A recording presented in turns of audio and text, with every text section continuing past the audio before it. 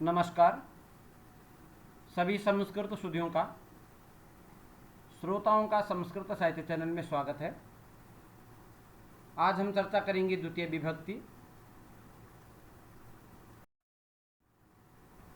देखिए, अनुक्त कर्म में द्वितीय विभक्ति होती है, अन्यथा प्रथमा विभक्ति होती है। सूत्राय कारके,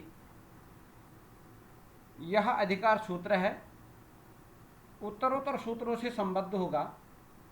अष्टाध्यायी सूत्रपाठ में कारके से लेकर के और स्वतंत्र कर्ता तक कारक प्रकरण तथा अनिविहिते पाणनीय सूत्र से चतुर्थी चाशिष्या तक विभक्ति से संबंधित इस पर कारक के तथा अनिविहिते का अधिकार कारक प्रकरणों को संपूर्णता प्रदान करता है। अब सूत्र आया कर्म कारक का कर्तुरीप्सित तमम कर्म। क्या आया? कर्तुरीप्सित तमम कर्म, अर्थात कर्ता के द्वारा निष्पन्न होने वाली क्रिया से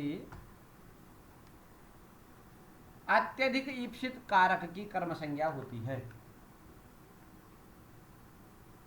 अर्थात कर्तु ईप्सित तमम कर्म, कर्ता क्रिया के द्वारा जिसे विशेष रूप से प्राप्त करना चाहता है, कर्तुः रीप्सित तमम कर्म।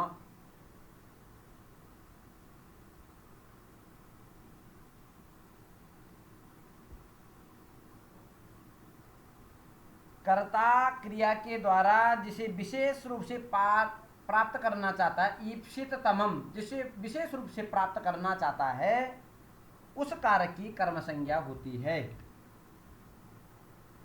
ठीक।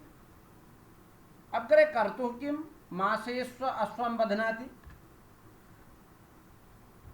कहते हैं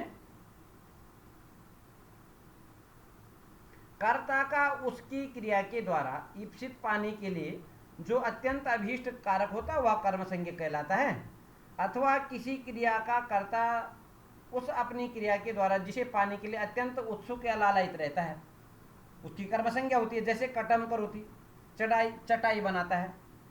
अब यहाँ करण क्रिया के द्वारा, कर्ता करण क्रिया के द्वारा कट के लिए विशेष उत्सुक रहता है। कर्ता किसके लिए उत्सुक रहता है? कट के लिए। अतः कट की प्रकृत सूत्र कर्मणि द्वितीया से क्या हो जाएगा? द्वितीय विभक्ति होकर के और कर्तुरीप्सित तमम विभक्ति से कर्ता द्वितीय विभक्ति हो जाएगी। जैसे मातरम पश्येत्, माता को देखता है। इस वाक्य में दर्शन क्रिया के द्वारा कर्ता विशेष रूप से माता को प्राप्त करना चाहता है अथवा अपनी दर्शन क्रिया से संबद्ध करना चाहता है। अतः मात्र शब्द की दर्शन क्रिया के प्रति कर्म संज्ञा होकर क्या हुआ? कर्मणि द्वितीय से द्वितीय विभक्ति हो जाती है। अतः तंडुलान पश्यति, इस प्रकार से आपको और भी देखने चाहिए। अब उन्होंने कहा कर्तुः किम, तो कह रहे हैं धातोः कर्मणः समान कर्तुकादिच्छायाम व सूत्रित सूत्र से इच्छा अर्थ में सन का प्रत्यय विधान किया गया है। वह इच्छा चूंकि कर्ता में विद्यमान है, कर्तुः ईप्सित तमम, कर्ता की जो अत्यंत ईप्सित क्रिया है, कर्तु ईप्सित तमम, इसलिए कहा कि कर्तुः कारक के सूत्र से अधिकार में कर्तु पद का स्वतः ग्रहण हो जाने, प्रकृत सूत्र में कर्तु पद के ग्रहण विषय प्रश्न का उपस्थापन किया गया और समाधान दिया गया कर्तुरीप्सित तमम कर्म। सूत्र से कर्ता की स्वयं की क्रिया से जो अत्यंत अभीष्ट है उसकी कर्म संज्ञा होगी। अब फलतः मासेषु अश्वम बधनाति, मांस भक्षण में प्रवृत्त अश्व को बांधता है। इस प्रति उदाहरण में मांस कर्म रूप में विद्यमान अश्व को ईप्सित है, न कि कर्ता को। अब कर्ता का ईप्सित तम तो अश्व है, न कि मांस है, इसलिए कहा कि मासेषु अश्वम बधनाति। इसलिए ईप्सित तम अश्व का कर्म संज्ञा करके उसमें द्वितीय विभक्ति हो गई। यदि और समझना है तो और देखते कि मासेषु अश्वम बधनाति। अब मांस मतलब उड़द के खेत में विचरण करते हुए अश्व को देखकर उसका स्वामी इस भय से कि कहीं मेरा घोड़ा उड़द भक्षण से रोगी न हो जाए, इसलिए अन्यत्र उसे बांधता है। तो यहाँ पर मासेषु अश्वम बदनाति, अश्व को मांस से अलग करता है तो उसको यहाँ ईप्सित क्या है, ईप्सित है, इसलिए उसको जो है, अतः बदनाति क्रिया के साथ अथवा बदनाति क्रिया की कर्ता को घोड़ा अभिष्टतम है, उड़द नहीं है, अतः अश्व की कर्म संज्ञा हो जाती है, उड़दों की नहीं। उड़द तो घोड़े को प्रिय है, जो बदनाति क्रिया का कर्म है, जो करता है ना उसको प्रिय नहीं है, इसलिए जो है कर्तु मासेषु अश्वम बदनाति, इसलिए वह अश्व को अलग। फिर कहते हैं कर्तु पद के अभाव में कर्म के इप्सित मास की भी कर्म संज्ञा होकर द्वितीय विभक्ति होने लगेगी, जो इष्ट नहीं है, इसलिए का मास शब्द में होने वाली कर्म संज्ञा की निवृत्ति के लिए कर्तु पद का नितांत आवश्यकता, कर्ता पद का। सूत्र में ईप्सित कहा गया है, ईप्सित नहीं कहा गया, क्या कहा गया, ईप्सित तमम। इससे ईप्सितों में भी जो अत्यंत ईप्सित होगा उसकी ही कर्म संज्ञा होगी। जैसे पयसा ओदनम भूंगते, अब कहा ना तमप्य ग्रहणम किम, तमम का ग्रहण क्यों किया, तो बोले उदाहरण दिया, बोले ईप्सित नहीं है, ईप्सित तमम, तो जो कर्ता को ईप्सित नहीं है, अत्यंत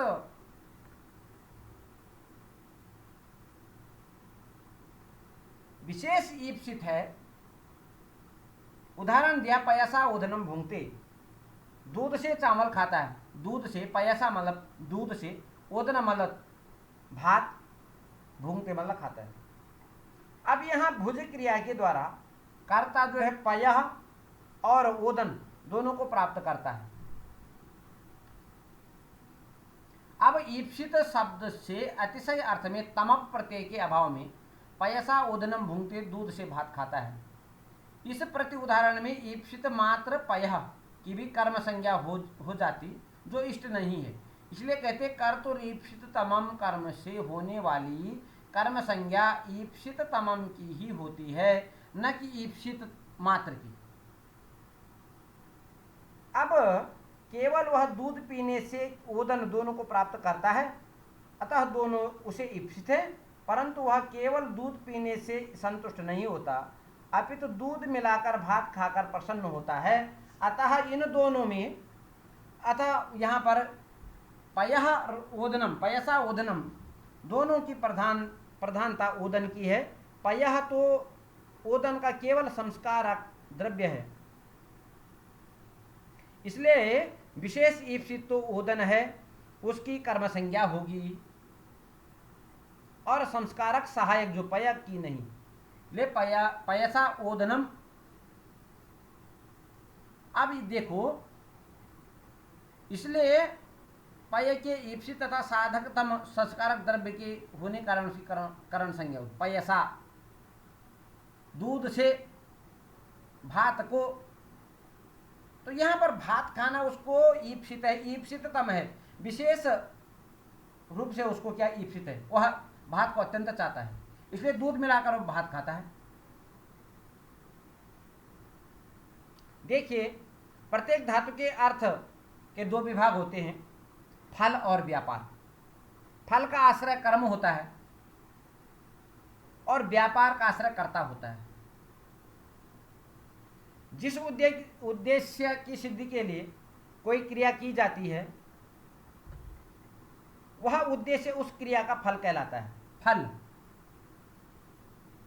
और व्यापार। अब फल जो है उसका आश्रय कहाँ होता, कर्म में होता है, और व्यापार का कर्ता में। तब देखिए, जैसे जिस उद्देश्य की सिद्धि के लिए कोई क्रिया की जाती है, वह उद्देश्य उस क्रिया का फल कहलाता है।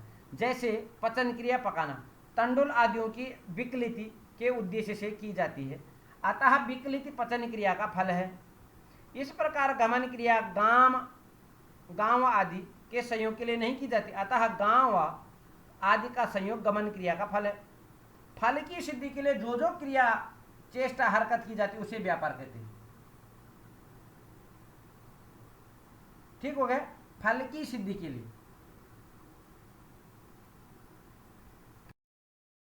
अब देखते हैं आगे, सूत्रस्थ कर्म पद ग्रहण प्रयोजन है। तो कहते हैं अष्टाध्यायी के प्रथम अध्याय में आधारोधिकरणम अभिसिंस्थासाम कर्म अभिनिविशस्त उपान्वध्वांगवसः कर्तुरीक्षित तमाम कर्म सूत्र कर्म से पढ़े गए हैं। अब इस दृष्टि से यहाँ शंका की गई है कि अधिसिंस्थासाम कर्म सूत्र से कर्म पद की अनुवृत्ति से कार्य सिद्ध हो जाता, तो पुनः कर्म पद निष्प्रयोजन है। तो इसके लिए कह रहे हैं कि अधिसिंह से यहाँ पर कर्म पद अनुवर्तन की दशा में उसके साथ वहाँ अनुवृत्त आधार पद का भी ग्रहण होने लगेगा, जिससे यह अर्थ गतार्थ होता है कि आधारवाचक शब्द की कर्म संज्ञा होती है। फलतः गेहम प्रविशति सदृश वाक्य में आधारवाचक गेह शब्द की ही कर्म संज्ञा होती है। हरिम भजति आदि में आधार से भिन्न इष्ट कर्म संज्ञा नहीं होती, अतः आधार पद की निवृत्ति को ही ध्यान में रखकर यहाँ कर्म पद का ग्रहण किया गया है।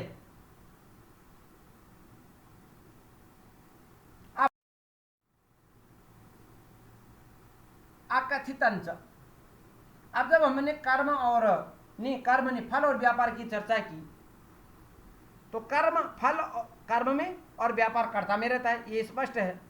अब जो पचन में विकलित रूप फल आश्रय तंडुल है वह कर्म है, और उस विकलित के साधक आग जलाना पात्र ऊपर धरना ये क्या है, उसका जो व्यापार करता है, उस क्रिया व्यापार का जो आश्रय है वह कौन है, कोई भी देवदत्त श्यामदत्त जो भी होगा वह क्या है, आश्रय। तो फल और व्यापार, उस व्यापार का आश्रय कौन है, कर्ता। अतः जिन धातुओं में फल व्यापार का आश्रय भिन्न भिन्न हो उन धातुओं को सकर्म कहते हैं।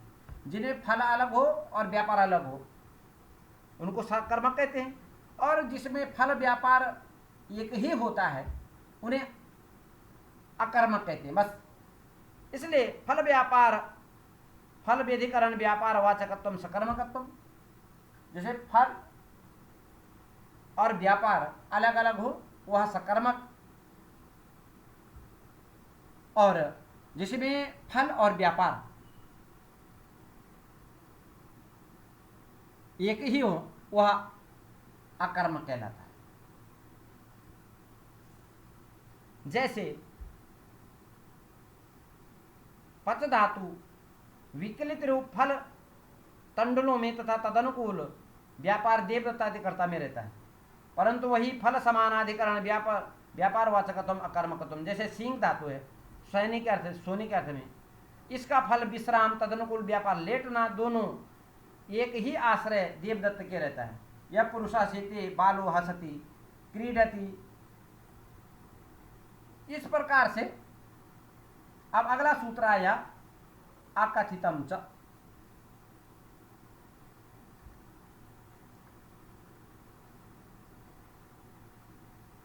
कहते हैं कि अबादान आदि संज्ञाओं का उन्हीं रूपों में कथन न किया जाए वह अकथितम कहलाता है। देखो अकथितम च, जिस किसी कारक की अपादान आदि विशेष संज्ञा न कहनी हो तो उसकी भी कर्म संज्ञा हो जाती है।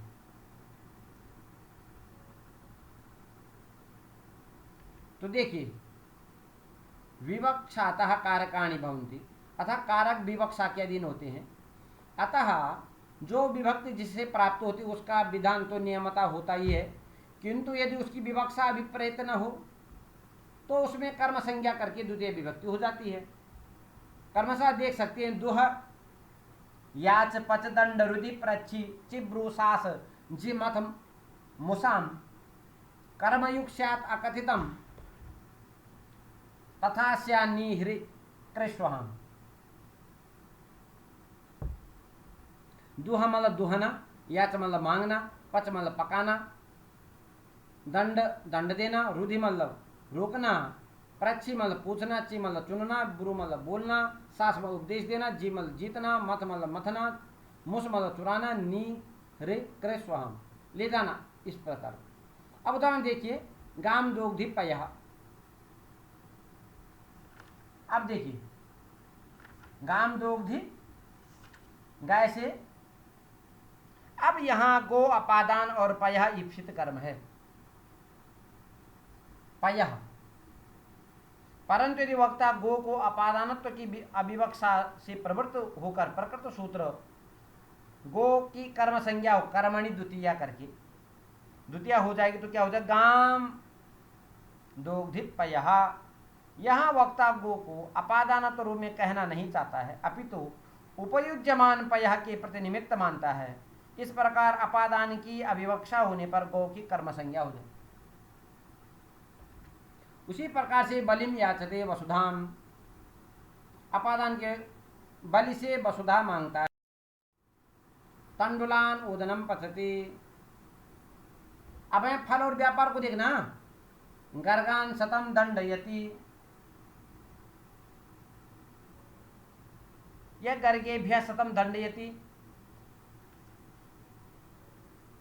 अब यहाँ अपादानी पंचमी से पंचमी व्यक्ति हो जाती, परंतु जब वक्ता को गर्गों का अपादान तो कहना अभीष्ट नहीं होता किंतु कारकत्व मात्र अभीष्ट है, तब प्रकृत सूत्र से उसकी कर्म संज्ञा हो द्वितीय विभक्ति कर्मणि द्वितीया, तो गर्गान शतम दंडयति। दंड सातु द्विकर्मक है,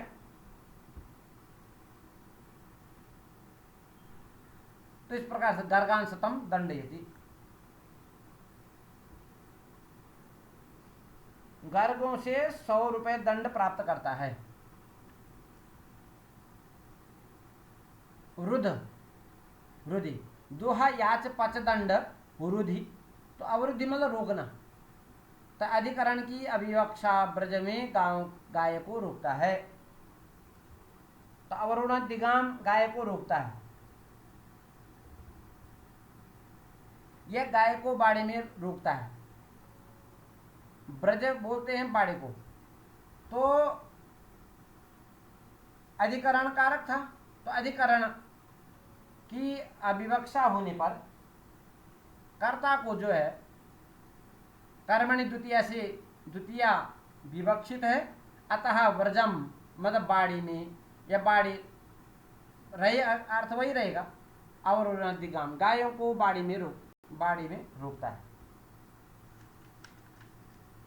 इसी प्रकार से प्रच्छ है, तो माणवकम पंथानम पृच्छति।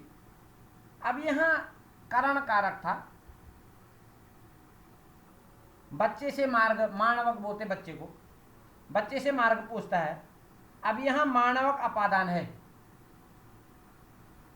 पंथानम पृच्छति मार्ग पूछता है, परंतु वक्ता यहां पर भी जो है अपादान में प्रशुद्ध न करे, कारकत्व मात्र कहना चाहता है। इसलिए प्रकृत सूत्र से कर्मणि द्वितीया और जो अकथितम और कर्मणि द्वितीय से द्वितीय हो जाएगी, माणवकम पंथानम पृच्छति। वृक्षम अवचिनोति फलानि, यह वृक्षात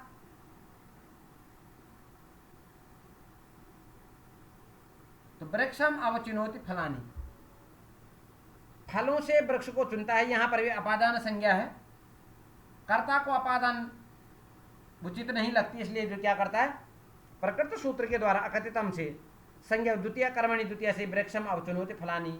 चीय धातु द्विकर्मक है, अतः फल इस प्रधान कर्म और वृक्ष अप्रधान कर्म है, और हो जाएगा वृक्षम अवचुनोति फलानि, वृक्ष से फल तोड़ता है।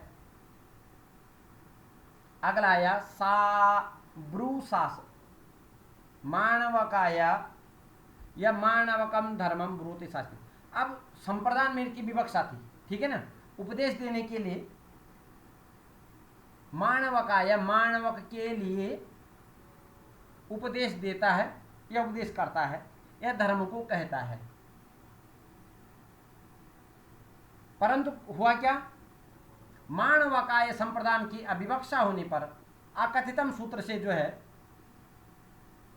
विवक्षा कर्ता को वही इप्सित है, इसलिए माणवकम धर्मम ब्रूते या माणवकम धर्मम शास्ति।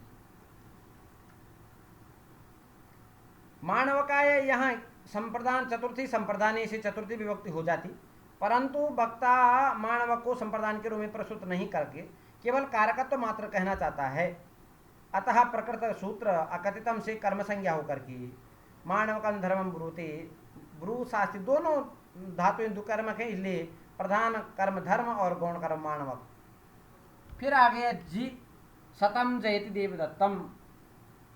अब देवदत्त से 100 रुपए जीतता है। यहां पर अपादाने पंचमी, परंतु वक्ता को कारकत्व मात्र कहना विवक्षित है, अर्थः पंचमी अपादान को छोड़ करके वह जो है कर्म प्रकृत सूत्र अकथितम से जो है कर्मणि द्वितीय और शतम जयति देवदत्तम, देवदत्त से 100 रुपए जीतता है। प्रकार से मानवकम धर्मम ब्रूति शास्त्री, ये हो गया। अब आगे मथ, तो दोह याच पचदंड रुधि प्रच्छी ची ब्रू मथ, मथ तो कह रहे हैं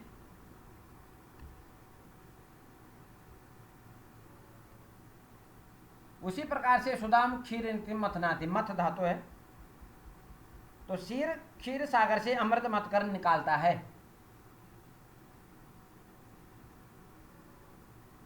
ठीक है। अब जो है यहां पर भी पंचमी थी, परंतु कर्ता वक्ता अपादान न रूप न कह करे कारक मात्र कहना चाहता है, अतः अकथितम सूत्र कर्म संज्ञा कर्मणि द्वितीय से जो है सुदाम क्षीर निधिम मथनाति, अमृत के लिए समुद्र को मथता है। देवदत्तम शतम मुशनाति, देवदत्त से 100 रुपए ले चुराता है। मुशनाति मुश, तो यहां भी अपादान ही है, अपादान की अविवक्षा करके देवदत्तात ऐसे होना चाहिए शतम मुशनाति, परंतु कर्ता कारक मात्र कहना चाहता है, इसलिए जो है अपादान की अविवक्षा होने पर अकथितम कर्मणि द्वितीय से द्वितीय विभक्ति और वो देवदत्तम शतम मुशनाति, देवदत्त से 100 रुपए चुराता है। इसी प्रकार से ग्रामम अजाम नयति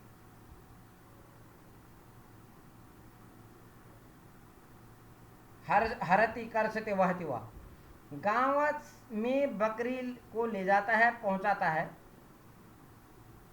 हरति हरण करता है, कर्षति। अब यहां पर भी ग्राम जो है अधिकरण है, गांव में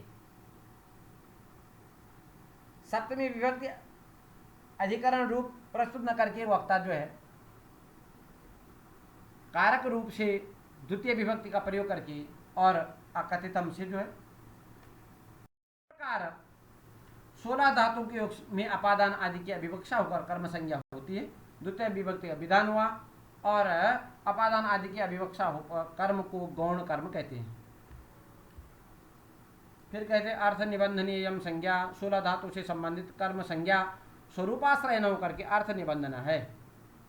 मानवकम धर्मम भाषते अभिधत्ते वक्ति, यहाँ ब्रू धातु की समानार्थता है।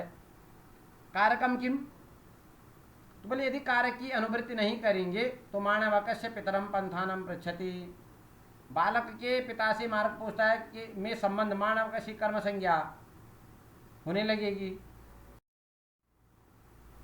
फिर कहते हैं अकर्मक धातु भी योगी देशो देशः कालो भावो गंतव्यो द्वा कर्म संज्ञा इति वाच्यम। अकर्मक धातुओं के योग अर्थात संबंध होने पर, अकर्मक धातुओं के योग अथवा संबंध होने पर देश काल भाव गंतव्य अथवा मार्ग वाचक शब्दों की कर्म संज्ञा होती है। अकर्मक धातु भी योगी, अकर्मक धातुओं के योग में देशः कालो भावो गंतव्यो द्वा कर्म संज्ञा इति वाच्यम।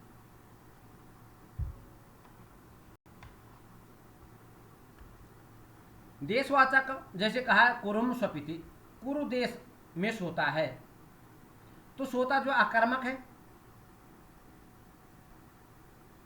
देखो सकर्मक और अकर्मक धातुएं होती हैं, मैंने बताया अभी।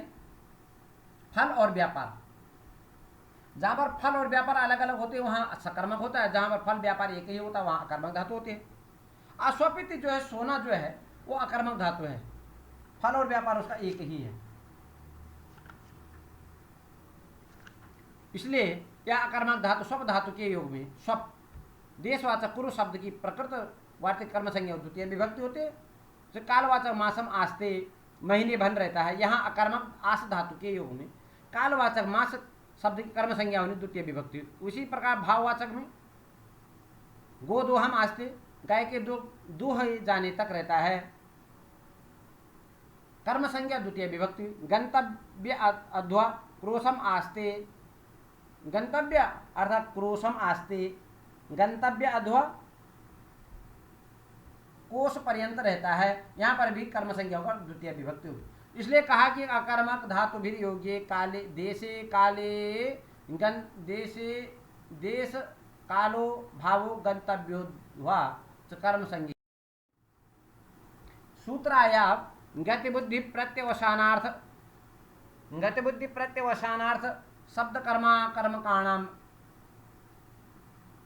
अणि कर्ता सणो।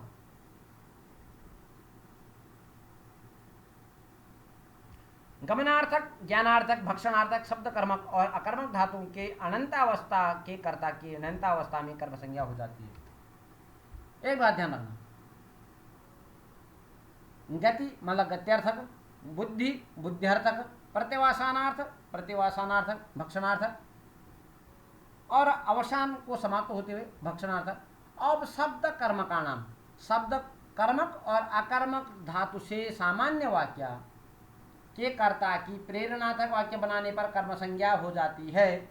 जैसे उदाहरण के लिए धातव्य यह है कि णिच प्रत्यय का प्रयोग दो अर्थों में होता है, एक स्वार्थ में होता है और एक प्रेरणार्थक होता है। तो प्रकृत सूत्र में प्रेरणार्थक निच का निच प्रत्यय ग्रहण किया जाएगा। जैसे धातु है गत्यर्थक, अब गति बुद्धि गति आए सबसे पहले गम कर देते, तो जैसे अनंतावस्था में आया कि सेवक ग्रामम गच्छति, सेवक गांव को जाता है। अब यदि यही जिसे कहा कि अनंतावस्था के कर्ता की, अनंतावस्था का जो कर्ता है वह अनंतावस्था में जाकर के उसी कर्म संज्ञा हो जाएगी। अब देखो अनंतावस्था में जाएगा तो उदाहरण देख ले, स्वामी सेवकम ग्रामम गमेति, स्वामी जो है सेवक को गांव भेजता है, ठीक हो गया। उसी गति के बाद तो बुद्धि में ज्ञानार्थक आया, तो शिष्या व्याकरणम विन्दन्ति, शिष्य जो है व्याकरण को जानते हैं। अब अनंतावस्था में जाएगा तो गुरु शिष्यान व्याकरणम वेदयति, गुरु शिष्यों को व्याकरण पढ़ाते। जन्माता है या ये गतिबुद्धि प्रत्यवसानार्थ, प्रत्यवसानार्थ में भक्षणार्थ अवसानार्थक देख लीजिए। बालो भोजनम भुंक्ति, बालक जो भोजन को भोजन करता है। अब वही अनंतावस्था में चला जाएगा तो माता बालम भोजनम भोजयति, उसको भोजन करवाती है। उसी प्रकार से शब्द कर्म छात्राः वेदम अधीयते,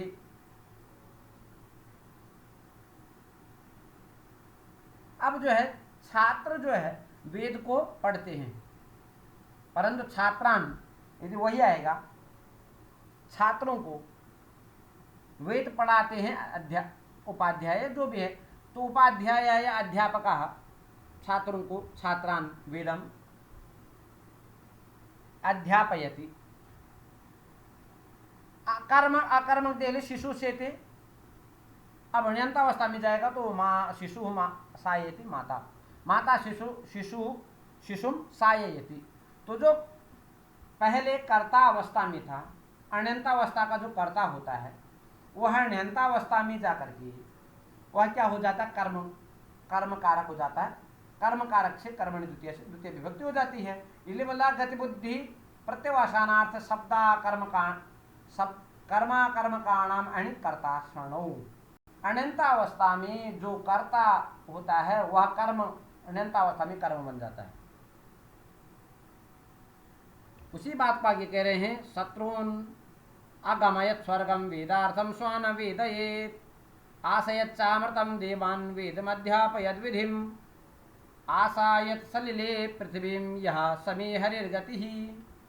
अब देखो गत्यर्थक शत्रुन अगमयत स्वर्गम, बुद्ध्यर्थक है वेदान स्वान वेदयेत, प्रत्यवसानार्थक आशयत चामृतम देवान, तो इस प्रकार से जो शब्द कर्मक अकर्मक वेदम अध्यापयत विधिम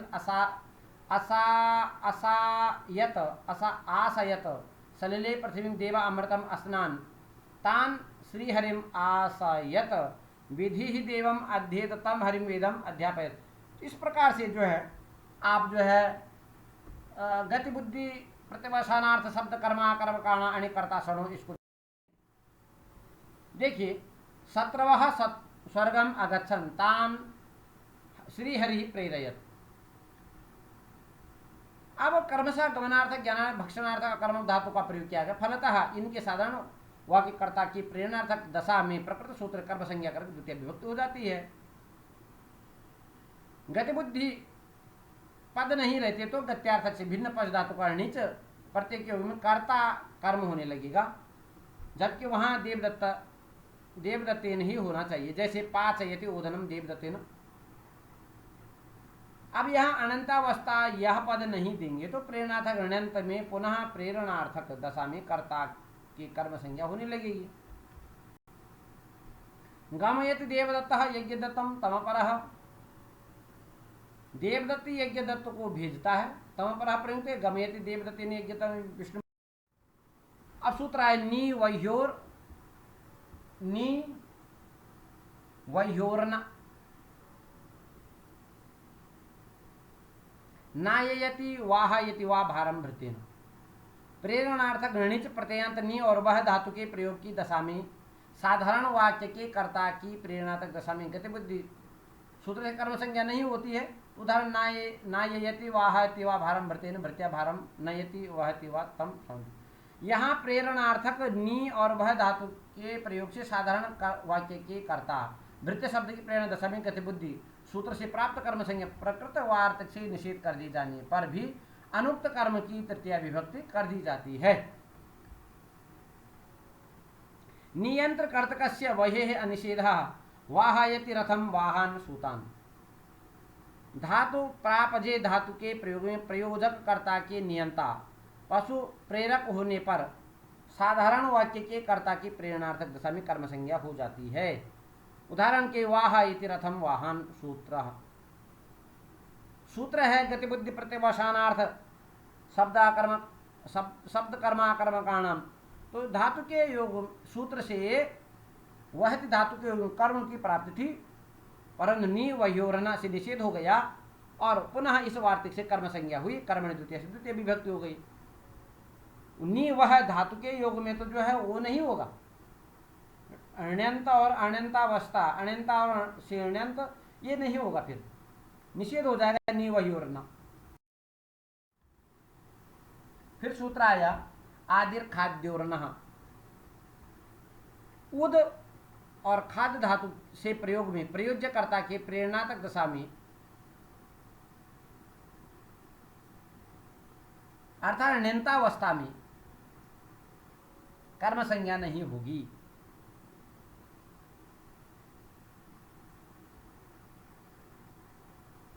कैसे?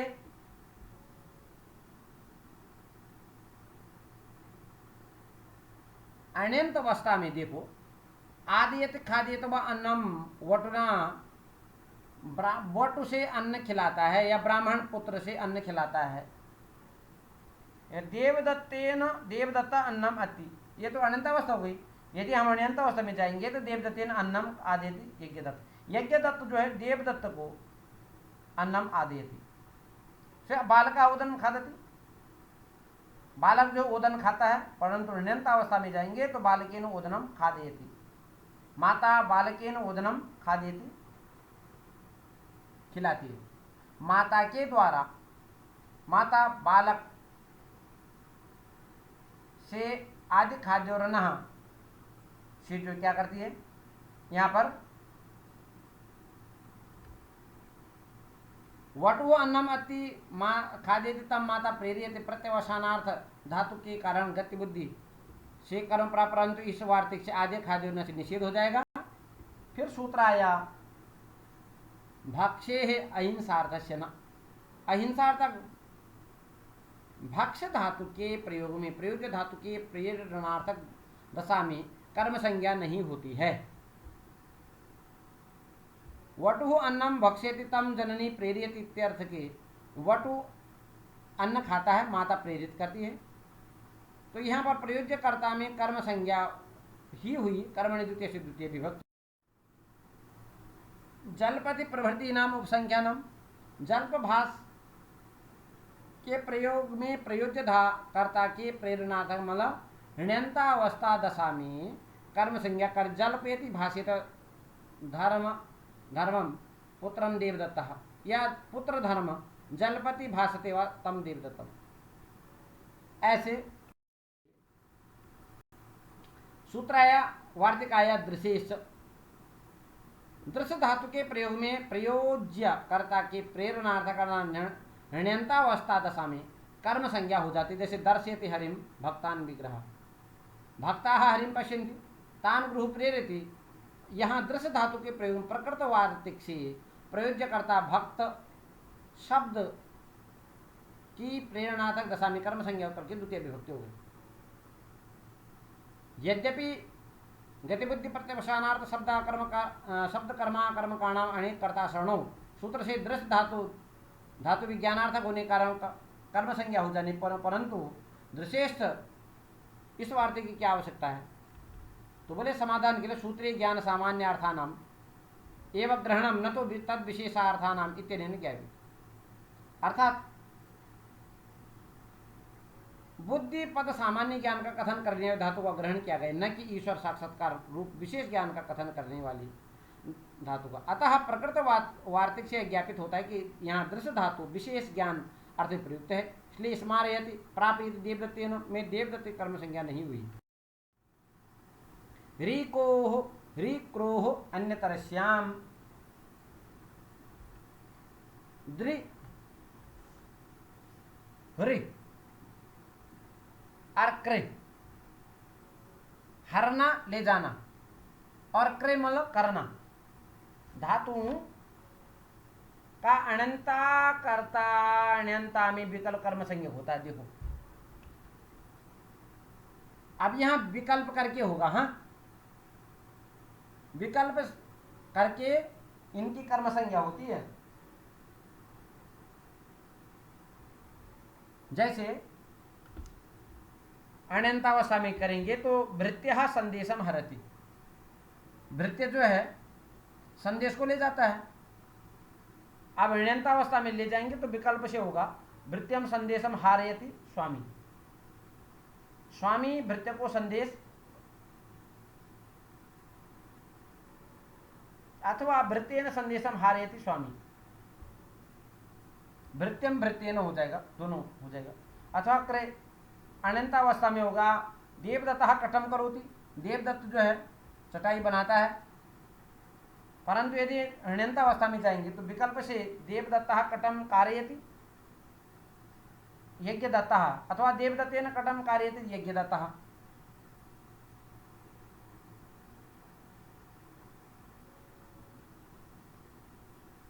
ये समझना पड़ेगा। अभिवादी दृशोर आत्मने पदे वेति वाच्यम, अभिउपसर्ग वद धातु का केवल दृश्य धातु के प्रयोज्य कर्ता के निजंत प्रेरणा दशा में आत्मने पद के रूप में धातु के प्रयोग की स्थिति में विकल्प से कर्म संज्ञा होती है। अभिवादयते दर्शयते देवम भक्त भक्तेन, भक्त से पूजन करवाता है, विकल्प कर्म संज्ञा। अतः कर्मणि द्वितीय से द्वितीय विभक्ति हुई, पक्ष में तृतीय विभक्ति। अधिसिंग स्थासाम कर्म, सिंह मतलब सोना, स्था मतलब ठहरना रुकना, और आस मतलब बैठना। आप कह रहे अधिपूर्वक हो तो इनके आधार की कर्म संज्ञा हो जाती। अधिपूर्वक यदि इनके अधि शयन, सिंह धातु शयन के अर्थ में, स्था मतलब रुकना ठहरना, आस मतलब बैठना, इन धातुओं में यदि अधिउपसर्ग लगा हो तो क्या हो जाएगा? कर्म संज्ञा हो जाएगी। ठीक हो गया? शब्द की कर्म संज्ञा हो जाती है। और जैसे अधिशेते वैकुंठम हरिहि, अधितिष्ठति वैकुंठम हरिहि, अध्यास्ते वैकुंठम हरि। ऐसे वाक्य बन जाएंगे। अभिनिविशस्त सूत्र आया, अभिनि इन दोनों उपसर्ग से युक्त विष धातु के आधार की कर्म संज्ञा होती है। अब देखिए,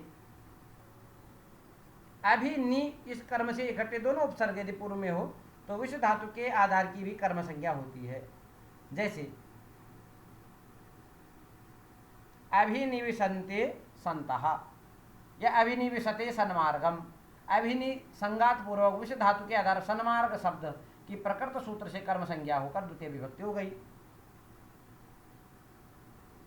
यदि एक उपसर्ग होगा तो निविशते, यदि सूक शिखा पदे आधार से सप्तमी हो जाएगा। उपान वध्वान वसः।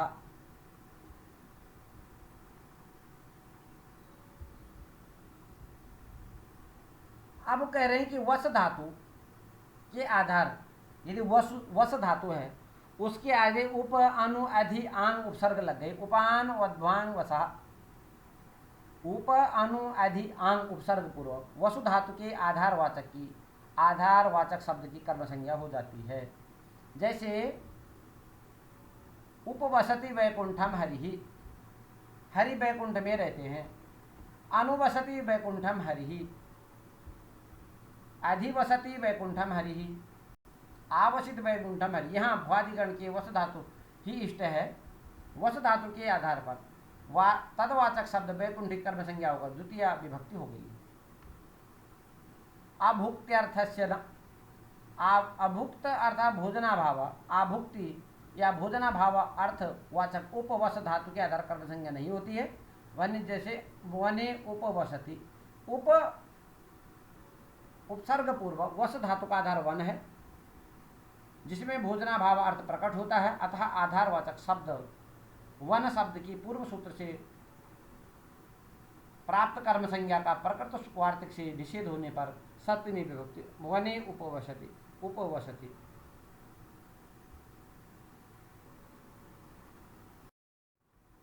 फिर कह रहे उपसर्वतसो कार्या, उपसर्वतसो कार्या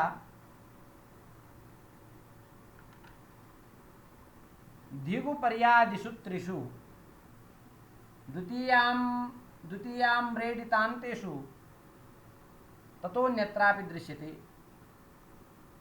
अर्थात तसित प्रत्ययांत उभ और सर्व शब्द के योग में द्वितीया होती है। इस प्रकार धिग, उपरि उपरि, अधि अधि, आधा आधा आदि आम्रेटित मतलब द्विरुक्त संज्ञक शब्द के योग में द्वितीया होती है। प्रत्येक शब्दों के अन्वाख्यान के लिए शिष्ट जन के द्वारा अन्यत्र भी द्वितीय विभक्ति का प्रयोग। उपपद विभक्ति जिसका अर्थ संबंध है, यहाँ संबंध में षष्ठी प्राप्त थी किंतु प्रस्तुत वार्तिक से द्वितीय हो गई। जैसे उभयतम कृष्णम गोपाः, सर्वतः कृष्णम गोपाः, धिक् कृष्णा भक्तम, उपरि उपरि लोकम हरिः, अधि अधि लोकम हरिः, अधोधो लोकम। अब सूत्र आया अभितः परितः समया निकषाः प्रतियोगी।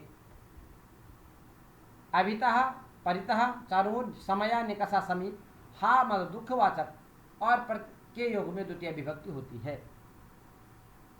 अब देखिए अभितः कृष्णम, परितः कृष्णम, ग्रामम, समया निकषा लंकाम, हा कृष्णा भक्तम बुभुक्षितम न प्रतिभा किंचित। इन सभी उदाहरणों में अभितः परितः आदि अव्ययों के योग में द्वितीय विभक्ति कर दी गई है।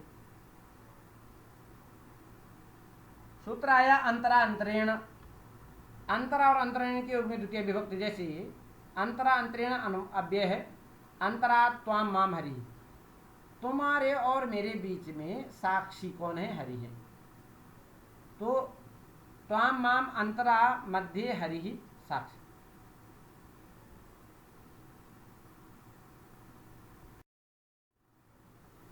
अंतरेण हरिम न सुखम, प्राणी मात्र को हरि दर्शन के बिना सुख नहीं है। अब देख लिए अनुक्त कर्म में द्वितीय विभक्ति होती है। अभिहित उक्त होने पर प्रथमा विभक्ति होती है। जैसे हरिम भजति, भजति क्रिया में ति कर्तृवाच्य में भी हुआ है, अतः कर्म अनुक्त है, इसलिए हरि कर्म में द्वितीय विभक्ति। अभिधान तिंकृत तद्धित समास में प्रायः देखा जाता है। कर्म प्रवचनीय विधायक सूत्र है, कर्म प्रवचनीय विषय बाहुल्य की दृष्टि से यहाँ बहुवचन का प्रयोग किया गया। महासंज्ञा के कारण अन्वर्थ संज्ञा भी कहा गया है। कर्ता कर्मादि का कथन करने वाला होने से यहाँ कर्म शब्द क्रियापरक है। करोति कर्त कर्मादि व्यपदेशान, अतः कर्म शब्द क्रियापरः। अनुरलक्षणे,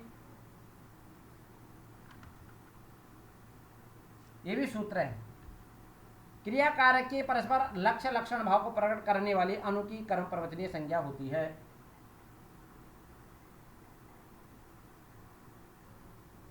यह संज्ञा गति उपसर्ग दोनों की संज्ञाओं की बाधिका है। कर्म प्रवचनीय युक्त द्वितीय, ये भी सूत्र है। कर्म प्रवचनीय संज्ञा का योग होने पर द्वितीय विभक्ति, जैसे उदाहरण परजन्यो जपम अनु प्रावर्षत, जप के अनंतर वृष्टि हुई। यहाँ पर रूप लक्षण के दिखाई पड़ने पर अनुलक्षण सूत्र से अनु की कर्म प्रवचनीय संज्ञा करके प्रकृत सूत्र जप में द्वितीय विभक्ति होगी। तृतीयार्थे, तृतीय विभक्ति के अर्थ प्रकट होने पर अनु की कर्म प्रवचनीय संज्ञा हो जाती है, उसी में कर्मणि द्वितीय हो जाती है। नदीम अन्वसिता सेना, नदी से संबद्ध सेना।